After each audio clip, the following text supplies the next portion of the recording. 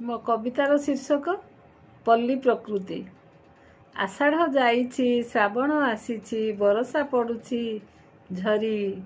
ପାଣି କାଦୁଅରେ ଗାଁ ଗଣ୍ଡା ଭରା, ପିଲା ପଡ଼ନ୍ତି କଚାଡ଼ି, ପିଲା ପଡ଼ନ୍ତି କଚାଡ଼ି। ସନ୍ତାପିତ ପ୍ରାଣୀ ଜଗତ ହସୁଛି, ହସୁଛି ଚକୋର ଚକୋରୀ। ଚଷା ଭାଇ ଚାଲେ କାନ୍ଧେ ହଳ ଧରି, ପିଲା ଖେଳେ ଚକା ଭଉଁରୀ, ପିଲା ଖେଳେ ଚକା ଭଉଁରୀ। କଳା ମେଘ ଦେଖି ନାଚୁଛି ମୟୂର, ପୁଚ୍ଛ ତାର ମନୋହର। ଗଢ଼ିଛି ଦୈବ ଏଡ଼ିକି ସୁନ୍ଦର, ବୈରୀ ସିଏ ସର୍ପର, ବୈରୀ ସିଏ ସର୍ପର। ଧରା ପୃଷ୍ଠ ହୁଏ ସବୁଜିମା ପୂର୍ଣ୍ଣ, ବେଙ୍ଗ ବେଙ୍ଗୁଲିର ରଡ଼ି। ଝିଙ୍କାରି ଶୁଣାଏ ଝିଁ ଝିଁ ଶବ୍ଦ, ଘିରି ଘିରି ଚାଲେ ଶଗଡ଼ ଗାଡ଼ି, ଘିରି ଘିରି ଚାଲେ ଶଗଡ଼ ଗାଡ଼ି। ଦାଣ୍ଡରେ ଭାସଇ କାଗଜର ଡଙ୍ଗା, ମୁଣ୍ଡରେ ପତର ପଖିଆ। ସଞ୍ଜ ହେଲେ ଚାଲେ ଭଜନ କୀର୍ତ୍ତନ, ମନ୍ଦିର ବେଢ଼ାରେ ସଭା, ମନ୍ଦିର ବେଢ଼ାରେ ସଭା। ଶୀତ ଋତୁ ହେଲେ ବୁଢ଼ା ବୁଢ଼ୀ ଛୁଆ, ସମସ୍ତଙ୍କ ପାଇଁ ଦୁଃଖ। ସେକି ହେଉଥାନ୍ତି, ଚା ପିଉଥାନ୍ତି, ଚୁଲି ପାଖ ଦିଏ ସୁଖ, ଚୁଲି ପାଖ ଦିଏ ସୁଖ। ରାତିରେ ବିଲେଇ ଚୁଲି ମୁଣ୍ଡେ ଶୁଏ, ଘୁଡ଼ୁରୁ ଘୁଡ଼ୁରୁ ହୁଏ।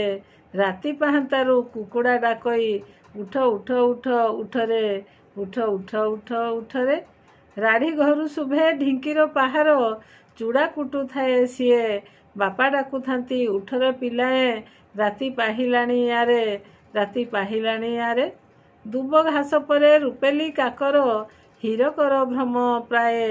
କୁହୁଡ଼ି ଦିଶଇ ପର୍ବତ ଶିଖରେ, ସତେକି ବରଷା ପ୍ରାଏ, ସତେକି ବରଷା ପ୍ରାଏ।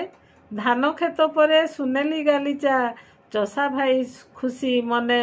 ଗୀତ ଗାଇ ଗାଇ କାଟୁଥାଏ ଧାନ, ସଜାଡ଼ି ରଖେ ଯତନେ, ସଜାଡ଼ି ରଖେ ଯତନେ।